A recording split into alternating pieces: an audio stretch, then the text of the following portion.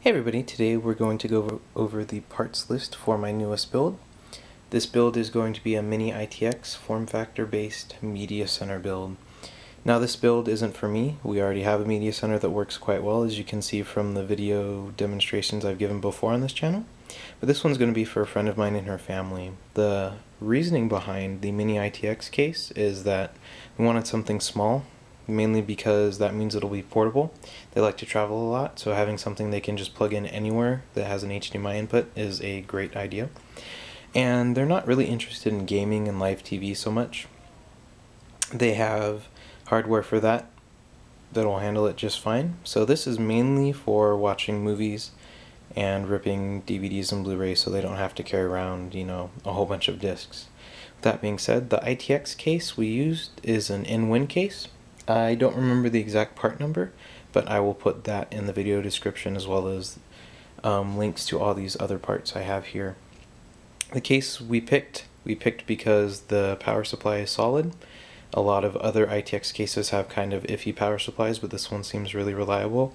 Has USB 3.0 front headers, which is really nice, as well as having a really nice look, very sleek form factor, and all in all, I think it'll be a very interesting case to work with. Something to note, this will be my first Mini-ITX build, so I'm quite interested to see how it goes. I will be replacing the 80mm case fan on the WIN case with a 80mm thermal take case fan, just because I've used this in other builds. It's silent, it's very efficient, and I always make a habit of replacing some of the smaller case fans just to get the little bit of extra cooling, which in a Mini-ITX case may make a big difference. You want all the cooling you can get. Over here we have a Asus USB Wi-Fi dongle. This is pretty self-explanatory, just to allow for a wireless internet connection. If you're traveling a lot, that may be easier than having to carry around, Cat 5 or Cat 6 cable and trying to find an Ethernet jack. So that's the reasoning behind that. The motherboard we'll be using also has our processor and heatsink. It's an all-in-one combo. It's very nice. For the price of some enthusiast Mini-ITX boards, you can get the whole package. And so this is the GIGABYTE C1007 UND. It also includes an Intel 1.5 GHz dual-core Celeron processor. And all the reviews have said it's more than capable of handling 1080p playback, Netflix, streaming, as well as pass-through of DTS HD audio, so I don't think it'll have any issues handling everything we're going to be throwing at it. The Blu-ray drive we're using is an LG, and this is a full-size Blu-ray drive. That's another reason why we like this case. It will accommodate a full-size DVD drive instead of a slimline optical drive, and that's really a big benefit because this Blu-ray drive is half the price of a similarly functioning Blu-ray drive that is slim, and I think that's kind of ridiculous, so we went with a case that could fit a full-size Blu-ray drive, mainly for that purpose. As for hard drives, we have an OCZ Vertex 2 solid-state drive that's 60 gigs. I've never really had an issue with OCZ, especially their Vertex SSDs. I know a lot of people say they don't work very well, but for me they always have, and maybe I'm just lucky, but until they stop working well for me, I'll probably keep using them.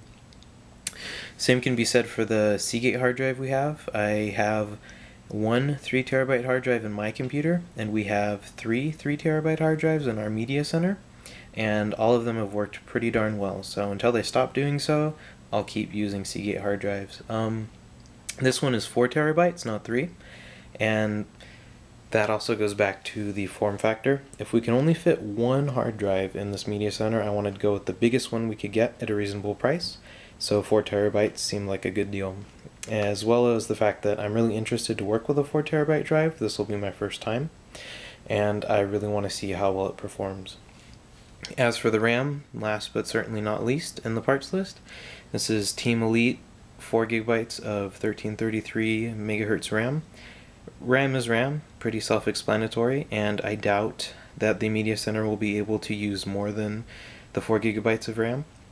But we wanted this just so we could have a 64-bit OS, that extra performance, and just to make sure that we really don't have to worry about running out of RAM. But like I said, I doubt we'll use it all. If we do, I'll be pleasantly surprised, and we'll have to replace it with 8 gigs.